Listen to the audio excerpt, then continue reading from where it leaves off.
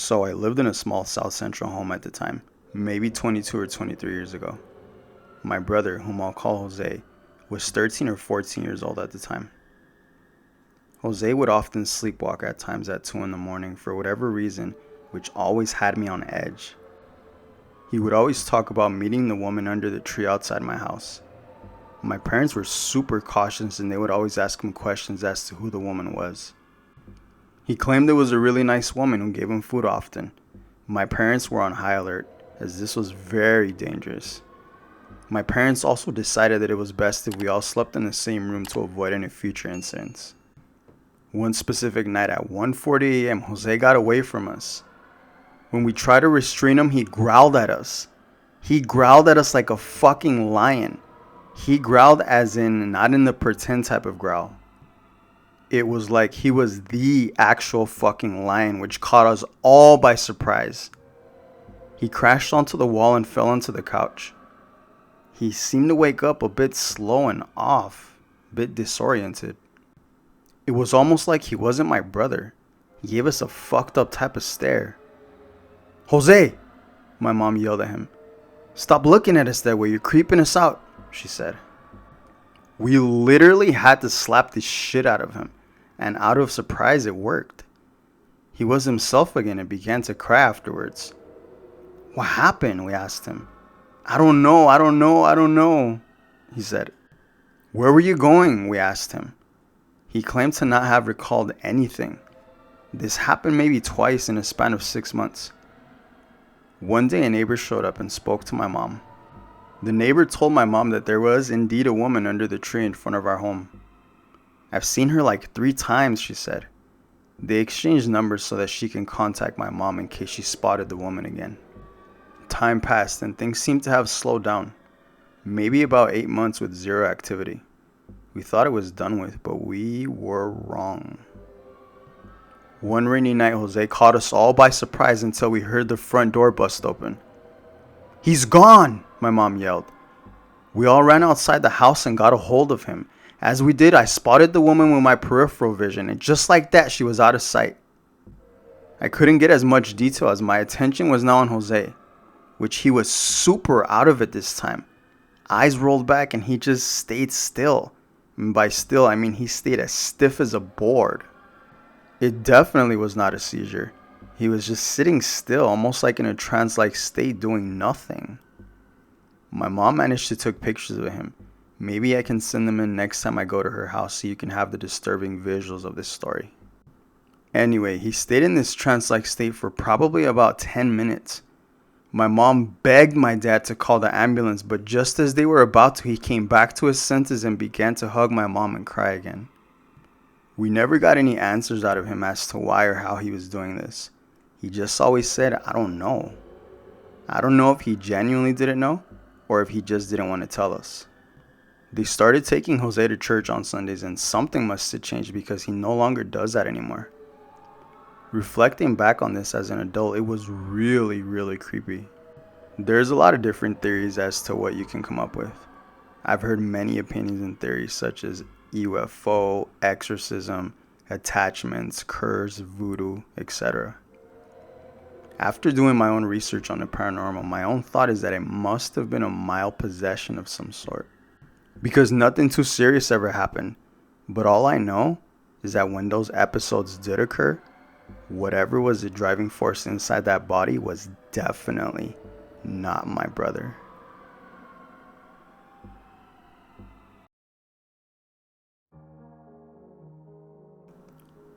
Well, it's been a number of years. But in this particular event, I knew this guy. His name was Logan, by the way. Had some real dark things in his past. To provide a little bit more context, I served at a Christian ministry called Teen Mania, which during its prime was a primary youth/young adult ministry in the United States. Acquire the fire, mission trips, etc. So you have an idea of where this was. Well, this place had an internship called Honor Academy, which attracted young people, 20s mostly, from all walks of life, which included people with real baggage. Anyway, I've been a Christian since I was at the age of 18, though not the cliche Christian. At least I try not to be. And I've experienced what I believe is the presence of God, often through alone prayer and through persevering through suffering, etc. Anyway, I say this to state the following. I could discern the Spirit of God. Hard to explain, but when you know, you know. And again, this is my own subjective perspective here. Anyway, what stood out to me in this event was the intense, passionate worship prayer going on in the prayer room.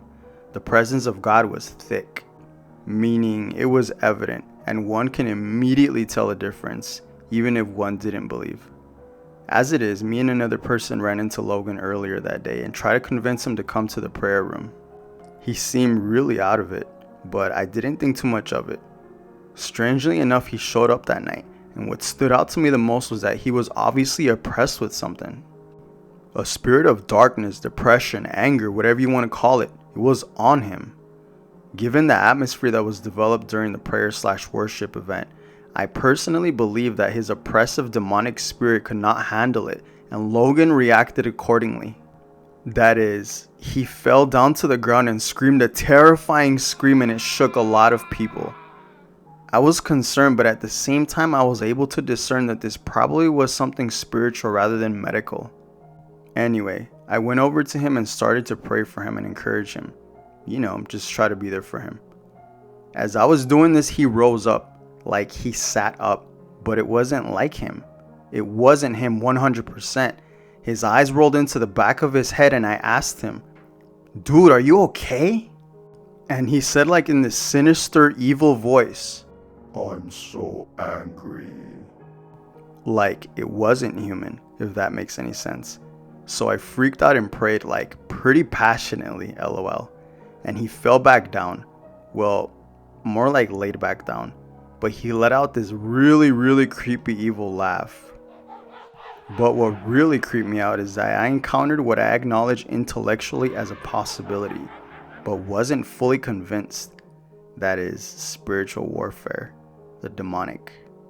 I've seen this same thing in regards to other people close to me, but in regards to communicating with it in some way, this was my first, and hopefully my last.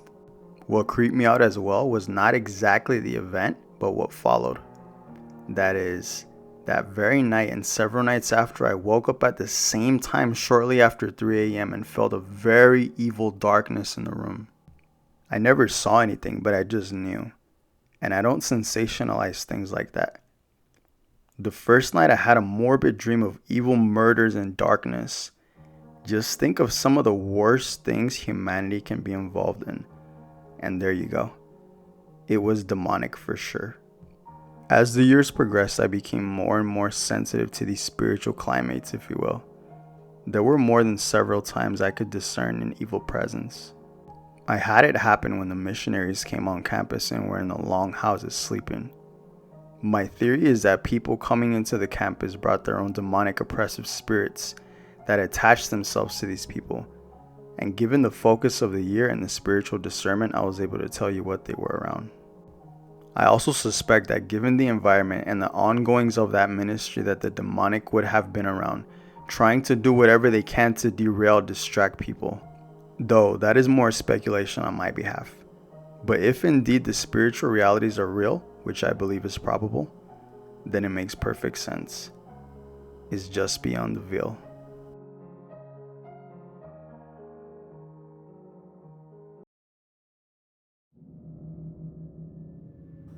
I did not witness any of this, as I was the actual victim of the story taken over by demonic possession. So in terms of writing this story, I took perspectives of my family members and others who witnessed it and put them all together. I was 15 years old at the time this story took place at a slumber party at my friend Ellie's house, along with 7 others. It was my first time at Ellie's house, but my other friend Veronica had been there one time already. Veronica had told me that Ellie's mom messes with the devil or something crazy of that sort. I really didn't understand what she meant at the time. I do have to admit there is an eerie vibe about that house. Ellie's parents left to go grab us some pizza and we were all home alone in the living room. We all kind of wandered off exploring the house, and near the entrance of the house there was this cool skull. It almost looked real. So I picked it up and grabbed it, and simultaneously I was hit with a strong sensation of someone choking me for 30 seconds, followed by a massive headache. I started to scream and the girls immediately ran to my rescue. Ellie screamed and said, "Don't touch that! Oh my god, my mom is going to be so pissed at me." Ellie's mom apparently had always told her never to go near or touch that skull and never gave an explanation as to why. Ellie called her mom's phone and told her immediately what had happened. Suddenly the sleepover was over, and Ellie's mom called all of our moms to come pick us up because of an apparent emergency. Fast forward a couple weeks or so, I was again hit by this massive headache and this sleepy sensation and totally blacked out. From this part on, I don't remember anything as I had gone blank at this point.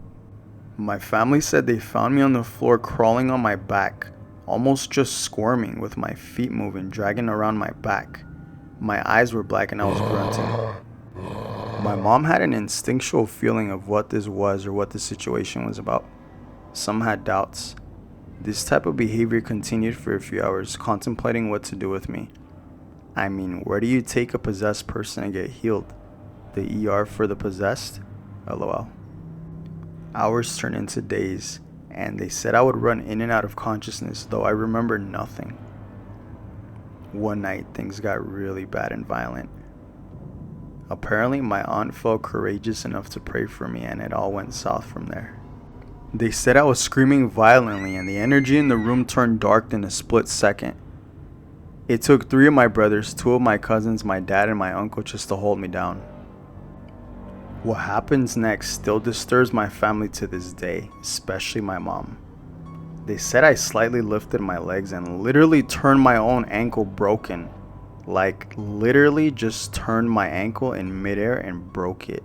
Broken bones, feet all twisted. "Oh, hell no," one of my cousins said.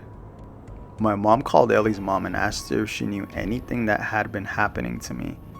Ellie's mom knew, but she didn't want to see the truth as it would make her look like a really irresponsible parent. I mean, it was partially her fault, wasn't it? She told them to bring me over that night and that she knew someone who can help. My mom and dad took me there immediately that night. She didn't go into much detail as what they did to me, but they weren't allowed inside the room. But apparently whatever they did worked. I remember seeing everything blurry as I slowly began to regain consciousness, followed by a massive headache. During the whole blackout period, I lost a total of 21 pounds, didn't sleep much, and was admitted immediately to the emergency room to take care of my ankle, which was starting to kick in. And as to the blackout, the best way I can describe it was like a terrible nightmare, a never-ending one. Almost as if I was dreaming the whole time about bad things. I hope you don't mind, but I'll keep those things to myself as I'm mentally healing from this event still.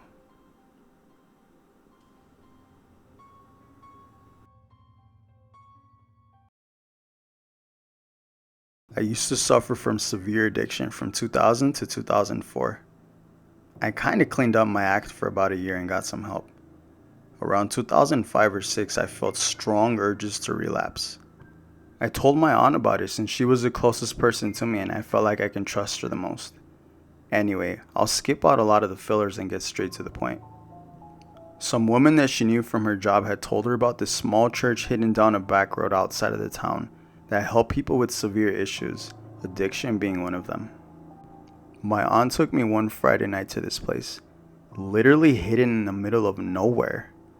It was a little sketchy, but after meeting some of the friendly, welcoming people, I felt a lot better. This was no ordinary church.